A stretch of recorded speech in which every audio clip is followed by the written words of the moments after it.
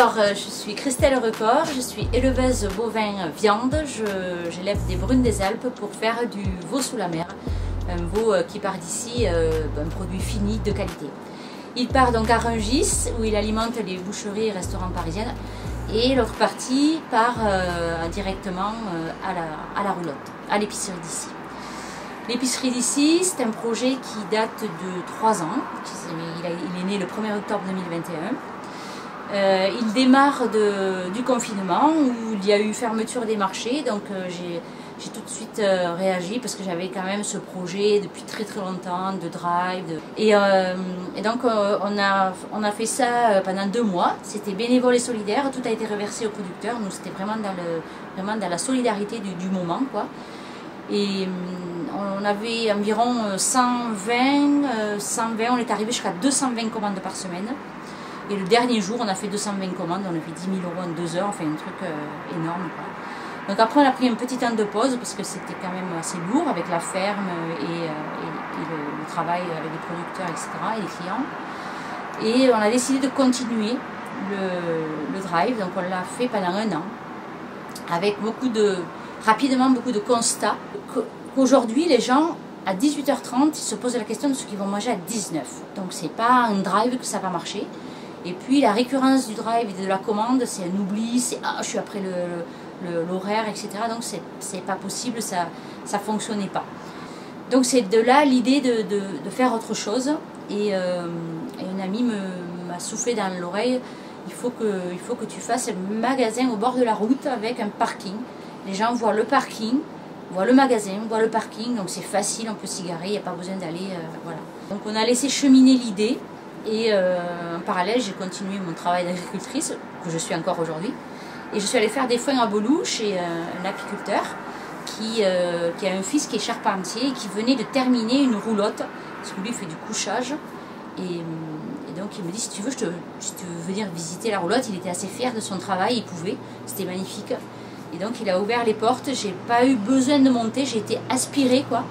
Et quand j'ai vu ça, je lui ai dit, bah, tu me ferais pas un magasin là-dedans, je me revois encore. Il me dit, ben si, pourquoi pas. Et là aujourd'hui, c'est une roulotte qui regroupe donc des producteurs ariégeois. Alors beaucoup qui étaient là pendant le drive. Et d'un parce que j'estimais que c'était important, parce qu'ils nous avaient soutenus, ils étaient là pendant le confinement. Et donc c'était les premiers qui ont été demandés pour entrer dans la roulotte.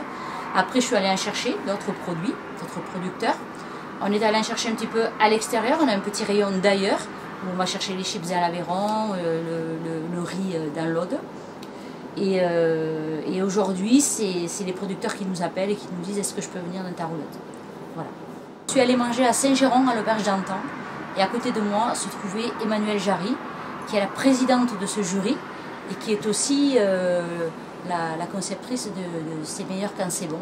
Et donc elle était là pour voir le restaurant. Et comme je connais les restaurateurs, ben de suite ça s'est lié parce qu'avec le veau, il te faut essayer son veau, ceci, cela, voilà. Et je lui ai dit que j'avais une épicerie, comme ça. Donc elle m'a dit, mais on fait le concours des épiceries de France si tu veux participer. Ça c'était il y a 2 ans. J'ai déposé un dossier et j'ai été 12e, il y avait 90 dossiers. Et quand même, le groupe de gourmets m'a dit, il faut le représenter. Voilà, donc j'ai laissé passer 1 an parce que je n'étais pas prête. Et cette année, j'ai dit, c'est le moment où jamais, de toute façon, il fallait que je gagne, sinon je ne représentais pas. On a le critère social, on a le critère diversité, on a le critère qualité de produit, on a le critère service avec le nombre d'ouvertures qu'on a, on a le critère chiffre d'affaires qui n'arrête pas d'augmenter.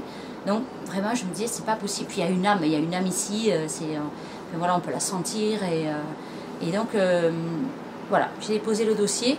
Et quand Maëva du Salon du Gourmet m'a appelé, j'ai compris de suite qu'elle m'a dit je vous appelle, non, je lui ai dit c'est pas possible, si vous êtes la première lauréate. Non, j'avais encore des frissons, franchement c'était une fierté, je peux dire que c'était une fierté, c'est une belle reconnaissance.